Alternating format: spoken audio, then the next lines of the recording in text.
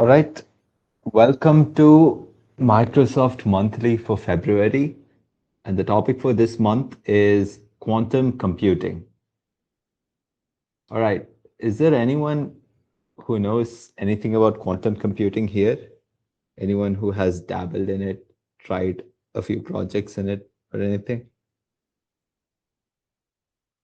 Um, you can message in the chat or something. No one? All right. We'll go ahead with the workshop. My name is Nishal Ahmed. I'm a third year computer science student, and I'll be taking you through the first workshop. In this workshop, our objectives are to cover these 5 points. Why quantum computing? Why do we need quantum computing?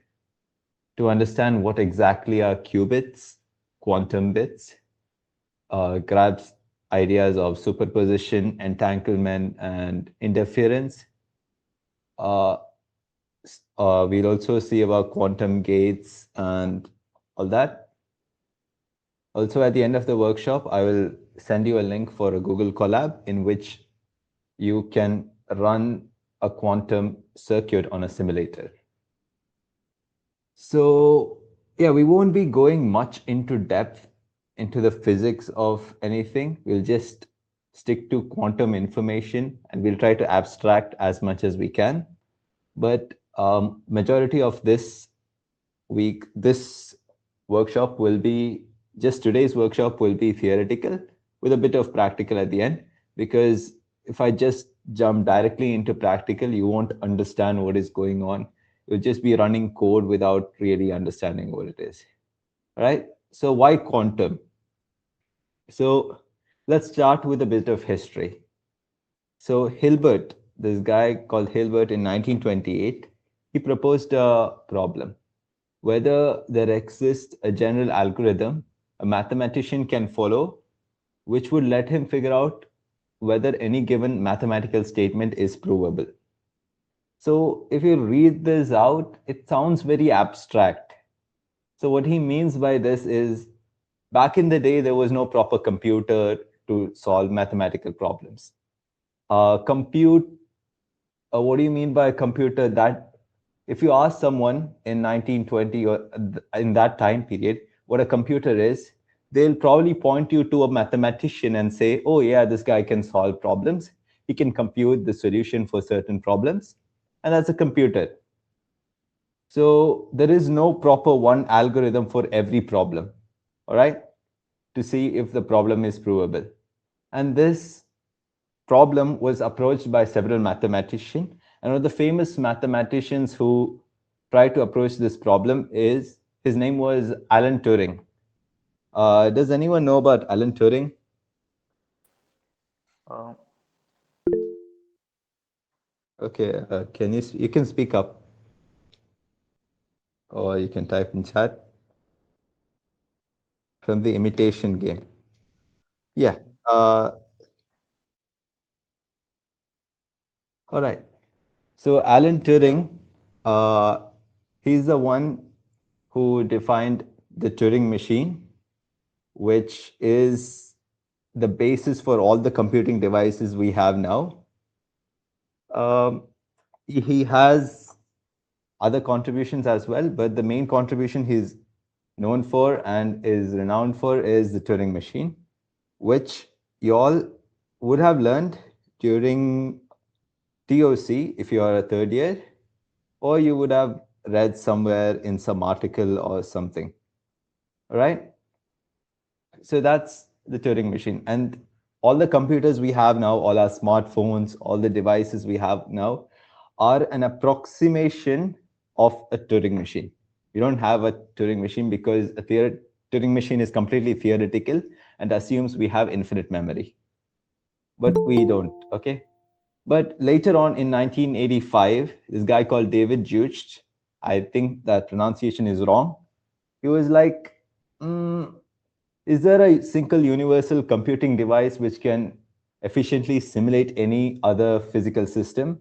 He was trying to build upon Turing's work, but then later when he was also a quantum physicist. Later, when he was trying to simulate quantum particles in the Turing machine, he seemed to have a hard time. All right. So, similarly, there are many problems which classical computers are impractical to solve. Okay. So, some problems grow exponentially and we can't use classical computers. The reason why we are calling normal computers the ones we use today classical is because quantum computing is derived from quantum physics. And in physics, what do you call it? The physics of macroscopic objects like gravity and all that is referred to as classical physics and is between differentiated from quantum physics in that way. So similarly, we will differentiate normal computers normal computers from quantum computers by referring to them as classical computers. So, what does quantum computers do in a nutshell? They use superposition, entanglement, and interference to explore many possibilities and amplify the correct solution and all that. And why should you learn quantum? Like, there is this is interesting, but why? You came to engineering to make money, yeah? I I think the end goal for engineering is money. And quantum is a field in which all the tech daddies are interested in. Google is investing a lot, Microsoft is investing a lot, Amazon is investing a lot, IBM is investing a lot. Every big tech companies are investing. And they don't just invest in some random hype stuff. They're putting money, they're pumping money into quantum like never before. So there is a lot of money to be made if you're interested in quantum or if you're interested in contributing to quantum. It's something like the early days of machine learning or early days of computing itself, like regular computers. If you know how to do it, if you can get ahead of your peers in terms of quantum computing, you could potentially make a lot of money if the hype turns out to be, what do you call, it probably is true. You see, these companies won't invest for just some fad thing. Yeah. So there is a lot of money to be made in quantum in the near future. Give it like 10 to 15 years and you will see it boom up like how AI just went up. So now I told you why quantum. So we'll start with regular computers. Yeah. What is a regular computer made of? uh, Classical bits, zeros and ones. Yeah. Anyone who did DD before, like in the last semester?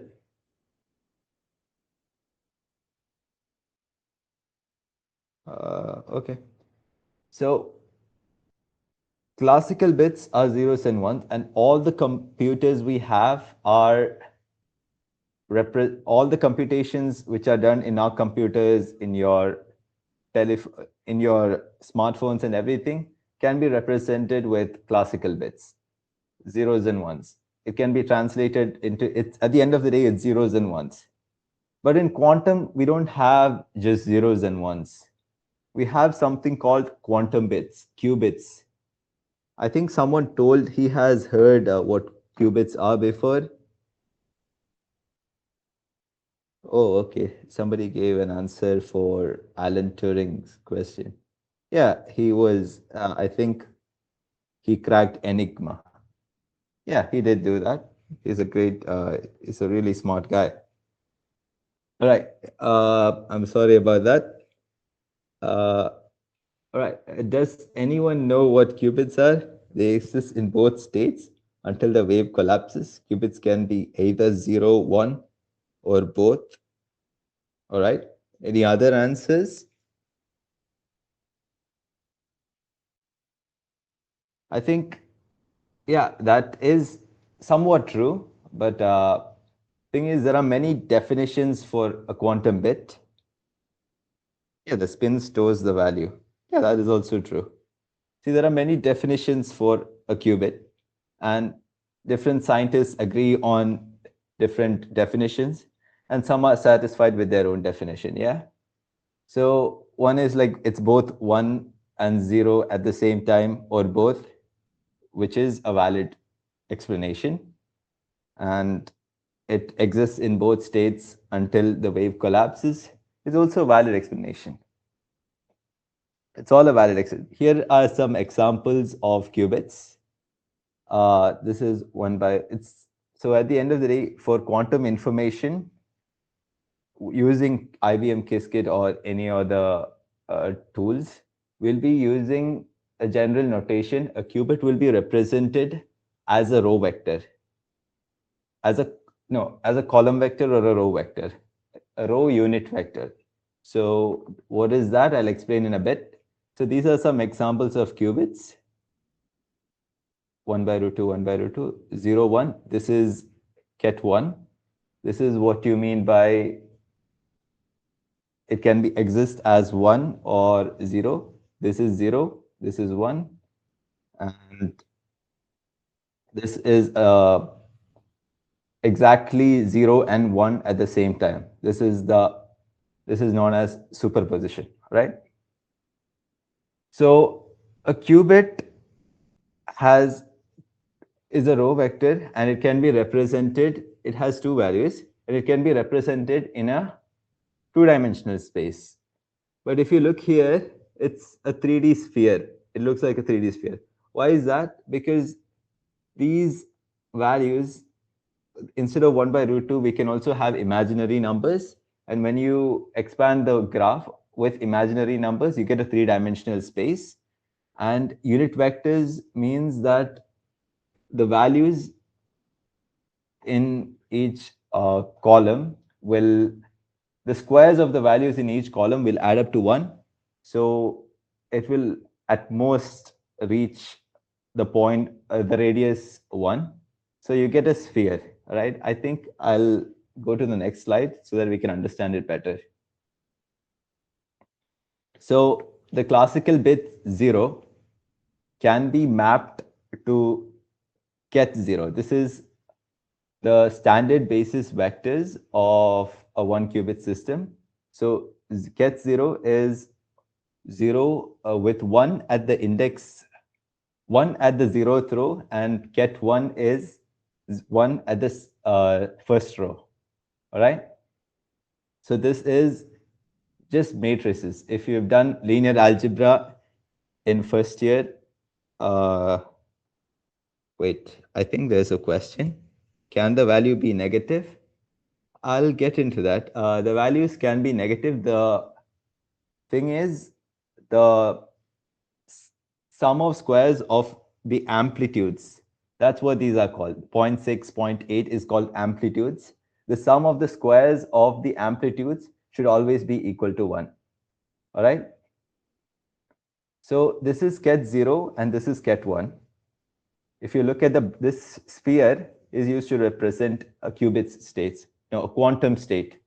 So from here to here, this line can represent ket 0, and this line can represent ket 1. This is just for visualization, and a qubit might be implemented in several other ways, right? So this is another quantum state, which is neither 0 nor 1, but a linear combination of 0 and 1. That is a way. So it can be like 0.6. Here it's 1 by root 2 0 plus 1 by root 2 1.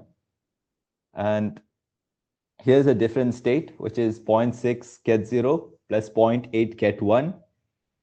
Ket 0, as we saw here, can be represented like this, plus ket 1. And the final state can be represented something like this. All right. So in this block sphere, this particular vector, let me say, these both are different vectors. Yeah. This is one quantum state. This quantum state will output, when measured, will output 0 with the probability of 0.6 square, which is 0.36, and will output 1 with a probability 0.8 square, which is 0.64. And when you add up 0.6 square with 0.8 square, what do you get? It's 1, yeah? So the sum of squares of amplitudes should always be equal to 1. So this can be negative, positive, or imaginary, or anything. But because at the end of the day, what we want is the sum of squares of these two values should be equal to 1. Right? So similarly, with this, you can check. This is another example of a quantum state with imaginary numbers. You can check if the sums of squares of amplitude equals to 1. All right? If you want to make sure. So next is superposition and entanglement, right? Superposition. This is the property of a quantum state to be 0 and 1. A classical bit can only be 0 or 1, yeah? It can be either 0 or 1. It can't be both at the same time. As someone already mentioned, it can be either 0, 1, or both. So a qubit can be in a state of superposition. So when you measure, you will get 0 or 1, but probabilities depends on the state. So probability depends on the amplitude value that we mentioned before. Next one is entanglement. So most of the quantum algorithms which have shown, which you might have seen in the news or somewhere in some blog post, will be using some algorithm, something which some algorithm, some kernel or something, yeah. They will not be a one qubit system. A one qubit system is mostly trivial. There'll be multiple qubits working together to solve a problem. All right. So in a multi-qubit, in a multi-qubit system, what you can do is you can link two qubits with each other. This is known as entanglement. In the practical session, we will show you how to create an entangled state. And the next one is interference. Interference is constructive interference and destructive interference. You can increase the amplitude of good solution and decrease the amplitude of bad solutions.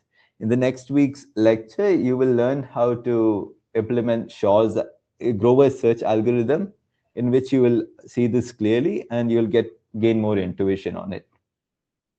So the next one is quantum gates, right? We have qubits. They can be 0, 1, or anything. And if you have uh, done the course digital design in second year, you know how digital circuits work. Or I think in 12th grade, if you did computer science in 12th grade, you know how logic gates work and all that. Similarly, in quantum, there is gates which are analogous to classical gates, and there are gates which are not analogous, which are special to quantum computing and all that. So here is one gate. This is known as poly X gate. All right, this is a circuit with one line, and in quantum computing, especially for quantum circuits, the circuits are not actually connected by wires. It's mostly, this is basically a time on the x-axis, and at this point in time we will apply the poly X operation on this qubit. So this is how a qubit is, as we mentioned before. This is the amplitude of ket 0 and this is the amplitude of ket 1, alpha beta. And when we apply the poly X gate, what will happen is, just as in a NOT gate in a classical system, it will flip 0 to 1 and 1 to 0. All right. So it turns out the classical gates, no, the quantum poly X gate can be represented as a vector. This looks like an inverted identity matrix, yeah? So this is the matrix for poly X gate. And if you look at the operation here, you can understand why it works. Here's the mathematical proof if you're interested. It's just basic matrix multiplication. All right. Now, the next gate I'd like to discuss is the Hadamard gate. So this is an important gate because majority of quantum algorithms start with this, right? Initially, the qubit is always zero, and you want to explore multiple solutions. And how do we explore multiple solutions? We discussed before, superposition allows the quantum circuits to explore a lot of solutions. So when we apply the Hadamard gate, we allow the quantum circuit, the qubit, to be in superposition. All right. So there are okay. There was one question by Avyakt. So to represent qubit, do we use electrons or photons or something else? That is mainly the job of quantum physicists, but there are many, what do you call, mm, quantum structures or atomic structures they are trying to use. Photons can be used. I'm not sure about electrons. There are experiments which are currently going on. So there is no perfect quantum system as of now. They're telling by the end of 2026 or 2028, something, they will produce a proper fault tolerant quantum system. But it's just promises. There is no fault tolerant quantum system right now. So as computer scientists, we don't have to worry much about that, about the hardware implementation, just as we don't worry about how chips are made, what kind of material we use to make chips. If you are interested in that, there is scope in that field too. But in this workshop, we'll mainly focus on the quantum information part, all right? The quantum computer science part. So when we apply the Hadamard gate to catch 0, we get catch 0 plus 1 by root 2. This is in superposition state because it will output 0 with a probability of 1 by root 2 square. What is 1 by root 2 square? 0.5. And 1 with the probability of 1 by root 2 square, which is 0.5. It will output 0 and 1, both with this probability of uh, 0.5, which is 50%. Similarly here, instead of 0, instead of plus, it's minus. And when you apply it to a arbitrary quantum state, this is what you get. And this is a Hadamard gate in a quantum circuit. All right. We'll see a bit more about it and you'll gain more understanding when we do the practical session. So there are other gates. The poly X gate had the name poly, yeah? That's because the gate was introduced by a guy called Wolfgang Pauli. Similarly, he also introduced two more gates, poly Y gate and poly Z gate.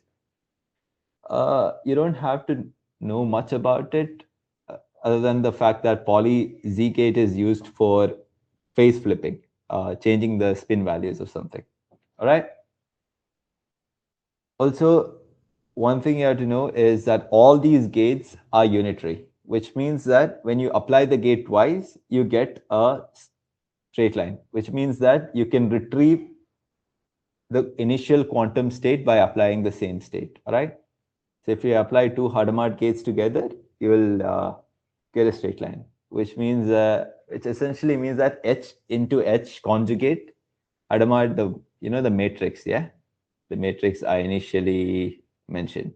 Okay, we look at the poly X gate. If you multiply the matrix X with itself, you will get the identity matrix. If you want, you can try it out on your own. All right. So we also mentioned about this thing, entanglement, yeah, where two qubits, which however far, are related to each other. So there is a gate which you can use to make two qubits entangled, which is known as C naught. Um, so what it does is, if it's like an if condition, the topmost qubit is the control bit and the bottom qubit is the target.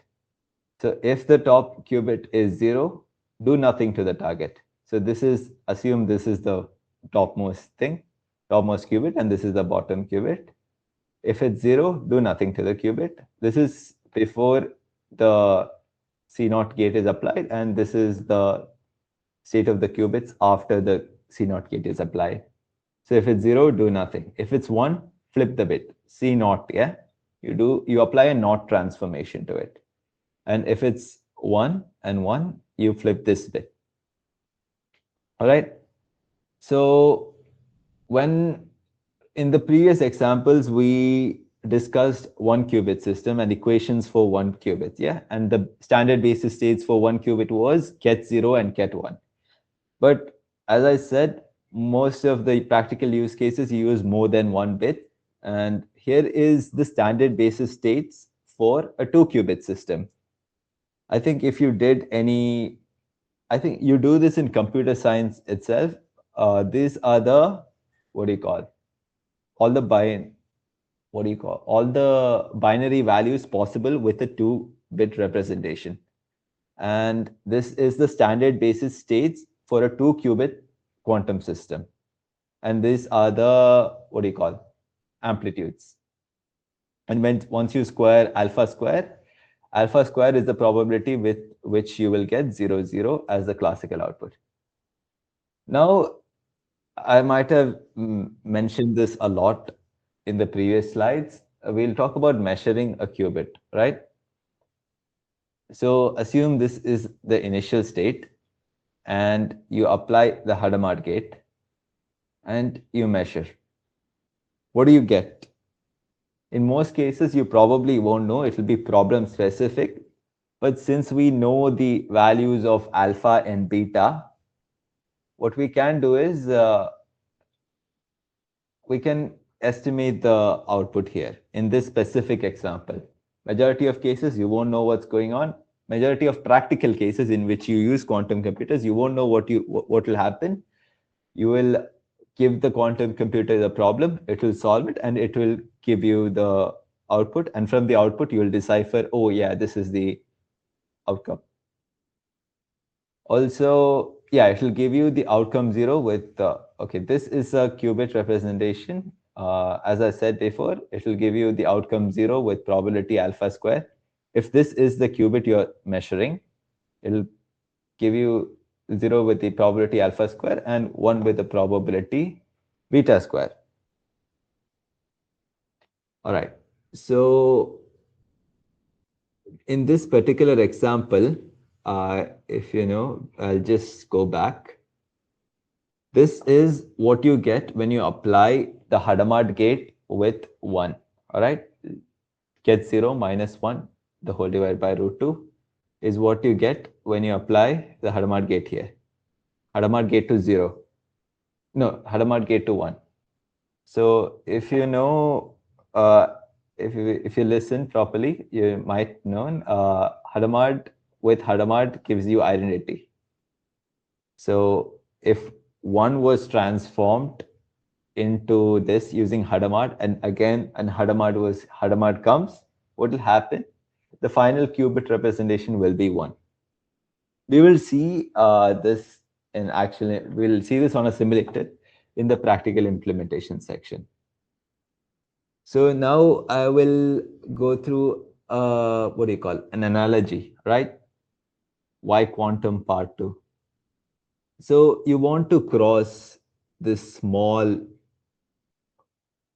water body from A to B, and you want to reach from A to B. And in order to do that, you have to cross this small water body. But you don't know how to do that. You don't have boats. So what you do is you go around the continent and you reach B, which which helps you solve the problem, but you take a lot of cost. You have to travel a lot of land, you have to cover a lot of area, and it costs a lot. Say you invent a boat. Now you have a new way of traveling from A to B. You can travel really quickly because it's just there, yeah? So this is how quantum is shown to be better than classical computers. Classical computers are like the first example. It can find the, what do you call, solution, but it takes a lot of time. Say, for example, you want to simulate a quantum system or a molecule. It takes a lot of computation. It is theoretically possible, but it takes a lot of time and it's really hard. What a quantum computer does is it uses the properties of superposition, entanglement, and interference, and helps find a lot of solutions. A quantum computer can search a lot of solution with these properties and find an optimal one really quickly. It's not like inventing a new boat, but it can find the solution, a better solution than a classical computer, really quickly. It's somewhat like this. It's somewhat analogous. It's been used by certain, what do you call this exact, what do you call, analogy has been used by reputed blogs and all that. All right. So these are the references for the this thing for the presentation. If you want to know more about quantum computing in an intuitive manner, this is a link this is a blog I suggest you to read. And I will also take you through the practical session right now.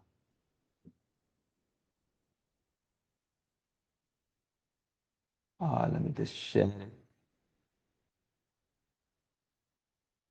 Anyone with the link?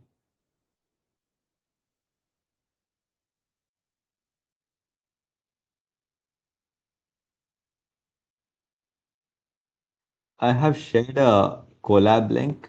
You all can open it and follow along if you want.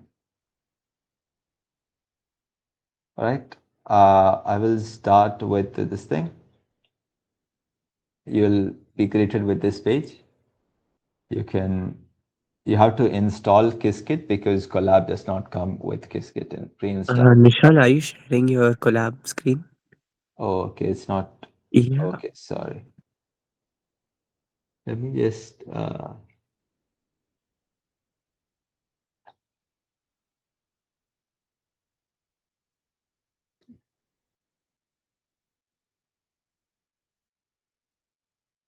All right. Hello, you can see, yeah? Yeah. Yeah, you can see. Um, so you install Qiskit. It's basic, pretty basic. Now here you import quantum circuit from the Qiskit library and you define the quantum circuit. You also import state vector sampler. What this does is it allows us to simulate a fault tolerant quantum system. Because if you look at all the current quantum computers we have right now, it's not fault tolerant. And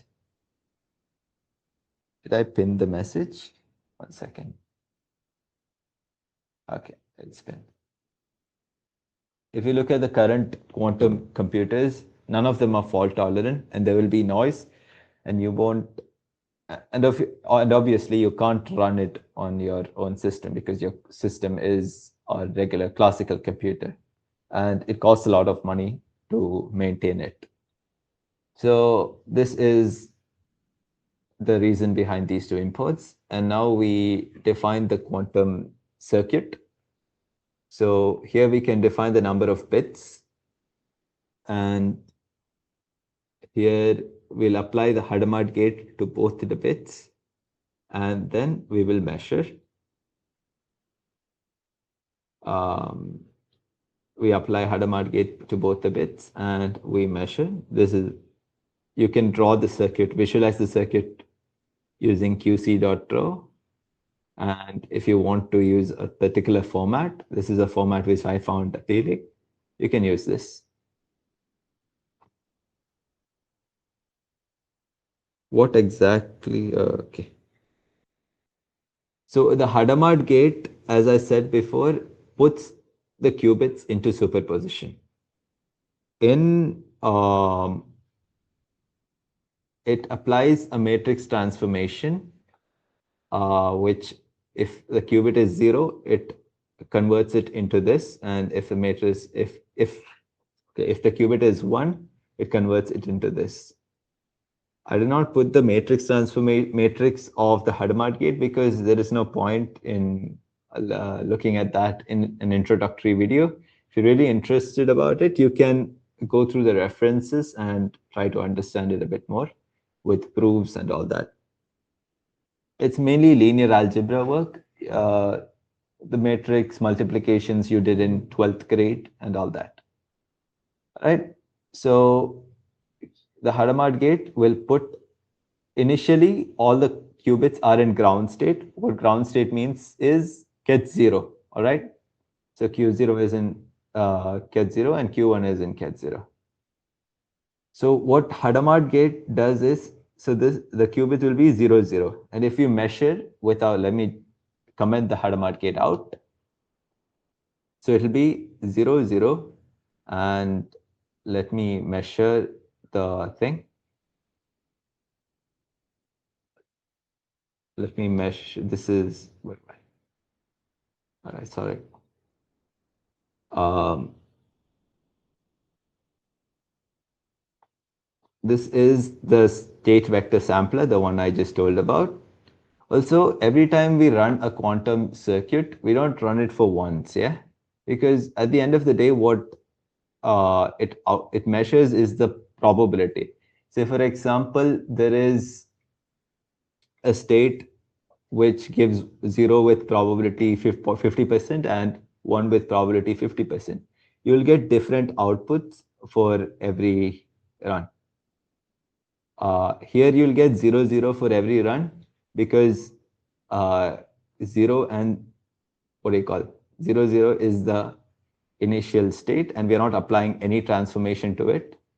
Even if we try to do multiple shots, like if we run the circuit 1024 times, what will happen is we'll get 0, 0.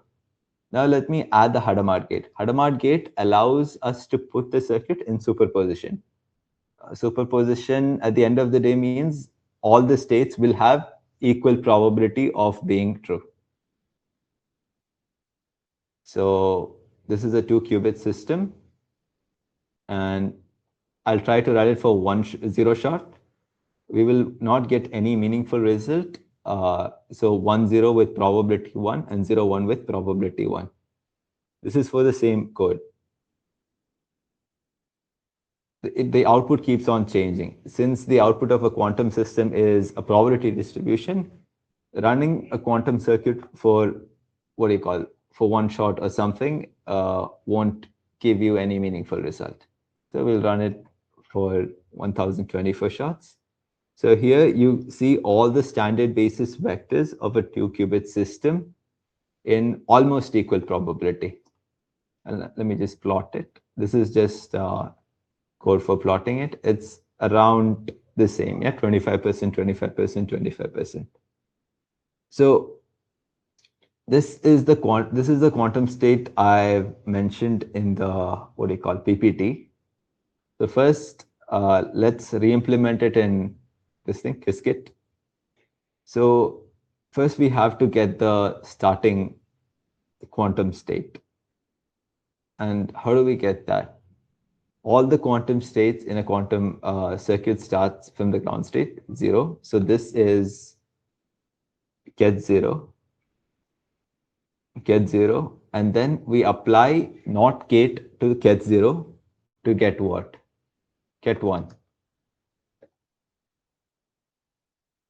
Then after that, when we apply Hadamard to get 1, we obtain this, as I said before, and this is what the circuit starts with.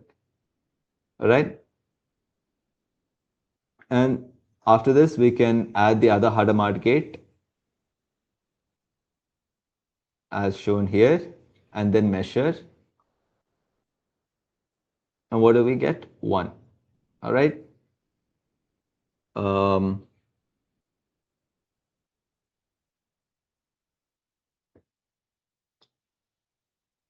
right. Is there any doubts with running the code? Is everyone able to run it properly?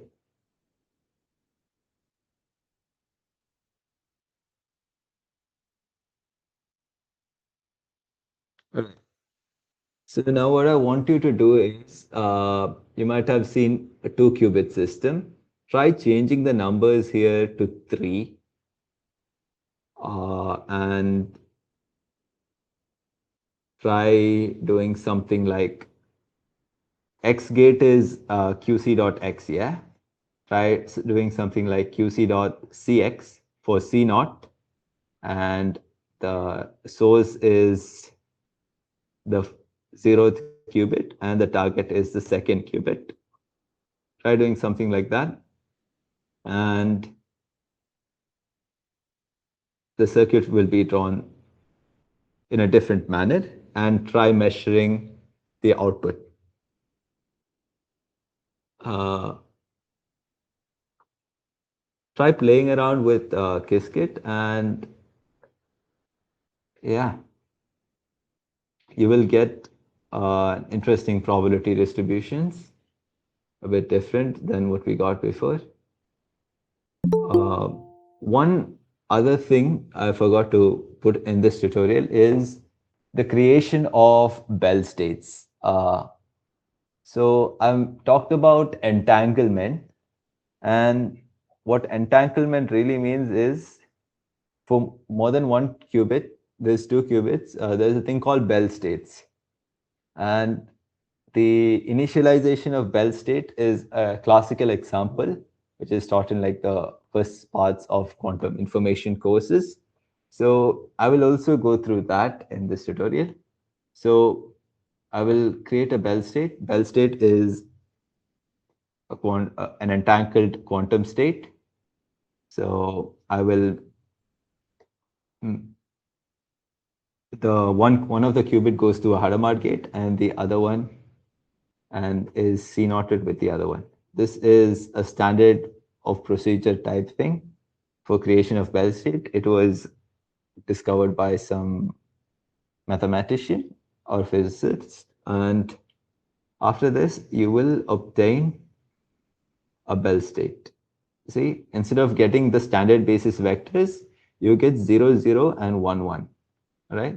This is what we got from putting the entire two qubit system into what do you call into superposition. But when you create a Bell state, you get 0, 0, and 1, 1, and we don't get the other noisy values.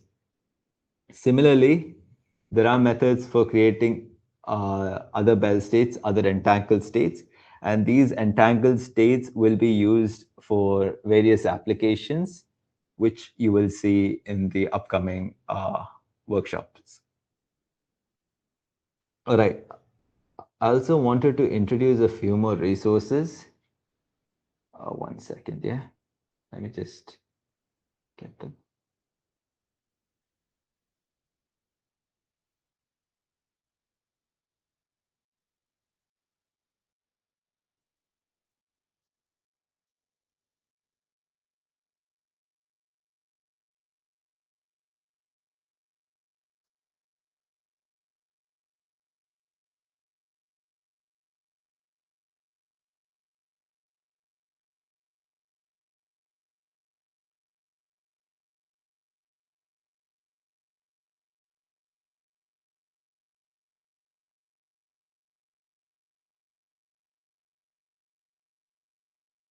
Uh,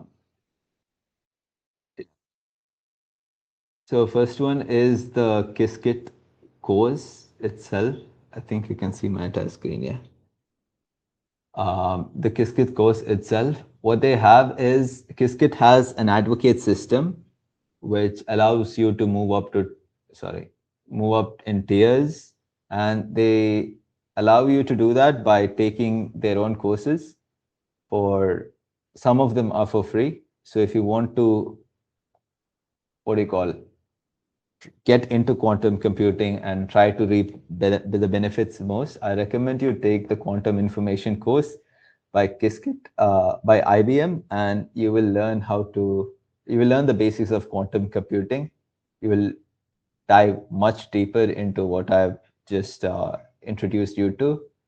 You will implement circuits, more complex circuits, and all that. So, and at the end, you will have to take an exam. And I think after that, you will be promoted to a Qiskit advocate. And these courses are, I think, somewhat industry standard. There's no industry standard in quantum now, but I think this will be what the industry standard will be in the future. Then there is Qiskit community. Here there are projects which are made, open source projects made with Qiskit. You can contribute here if you're an open source contributor, or if you're looking to contribute into open source, you can contribute here. There are several repositories, so you can create your own repositories and add it here.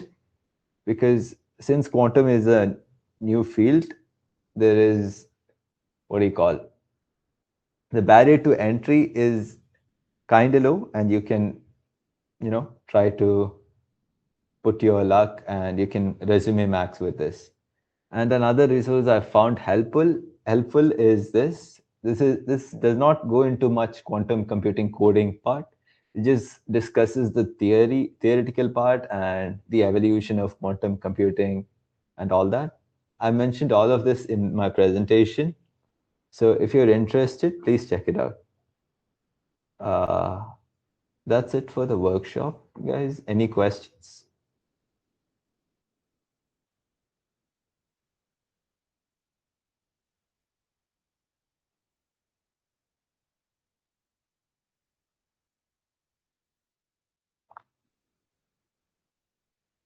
Hello.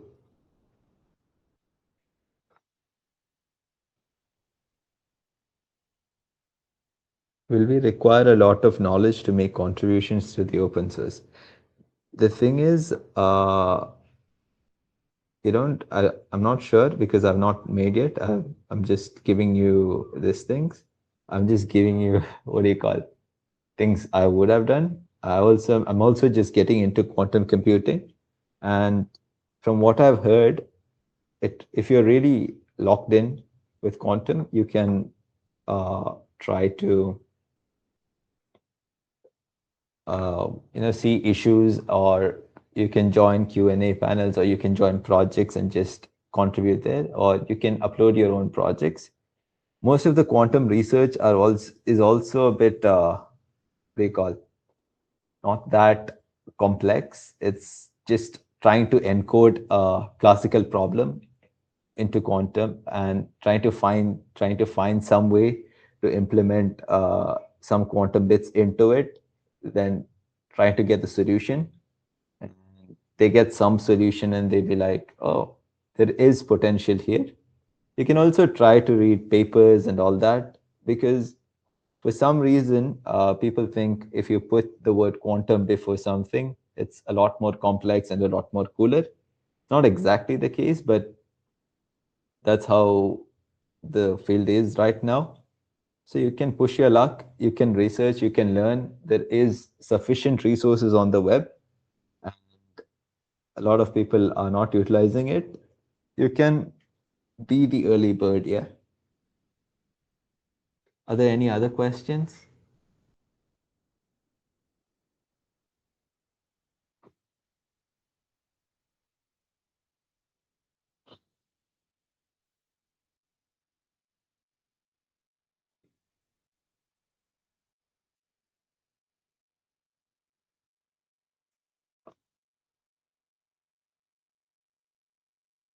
I will share the entire presentation after the thing, after the session, right? Or I'll just copy paste right now.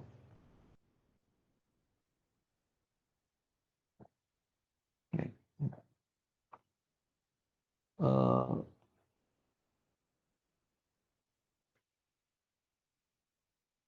the second reference is just for an image. The first and third references are the ones I think you should look at. I'll also share the link to the quantum course by IBM. You can go to the Qiskit main page if you want details about the Qiskit adequate system. All right, that's it for the workshop. Any other questions?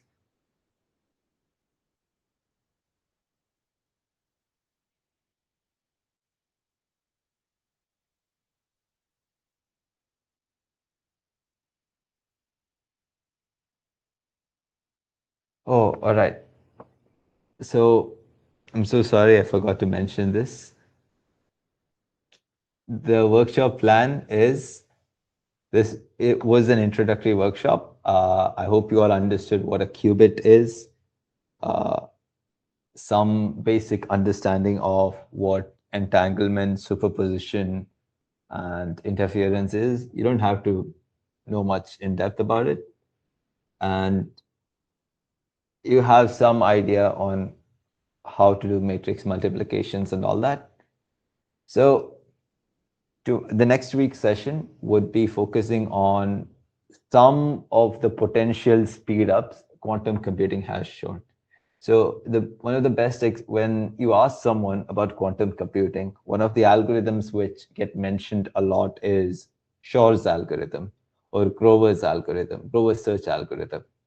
So we'll be going through the algorithm itself, and we'll be going through mainly Grover's and Shor's algorithm and implementing it on Qiskit the next week on a fault tolerant system, of course, because these algorithms cannot be implemented on current hardware. And then on the third week, what we will be doing is we'll be starting our project. A project topic will be announced in the group by this week, and yeah, we will also like to hear your personal feedback on the project topic within the group. If you think, or you have another application where quantum might be better or it might look cooler for you on your resume, you can also give your inputs. And then the third week will be setting up your project, formulating your problem, and identifying showing you how to identify where we can apply quantum into the project. And the fourth week would be mainly coding it and troubleshooting errors and what do you call building upon what is already there and actually coding it. Third week will be mainly theoretical because you have to formulate the problem, you have to understand how the problem is being transferred into the quantum computer.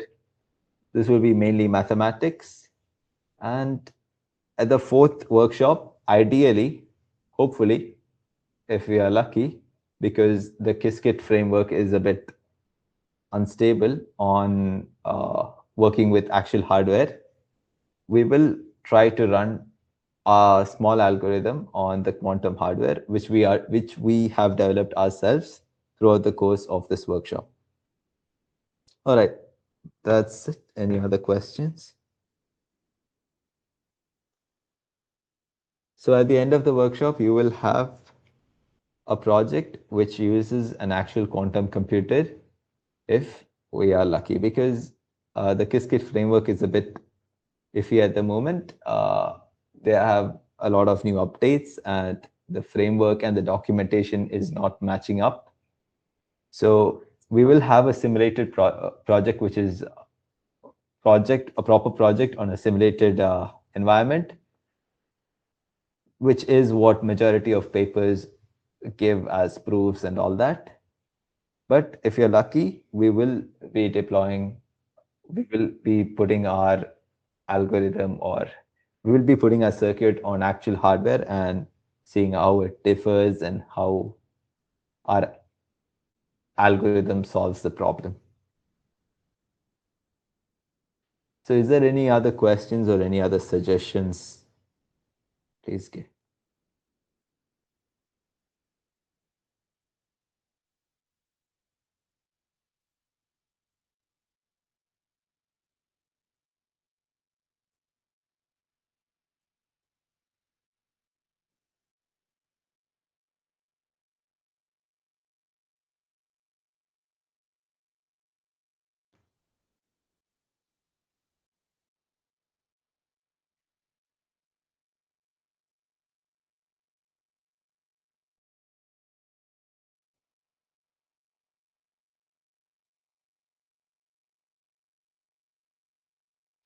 Right, guys, that's it. Thank you for attending and see you next week. Next week, it'll be head by Tarakeshwar. He has multiple publications in the field of quantum computer. He's a really smart guy. So, uh, expect more than what you expected here today. And see you. Bye bye.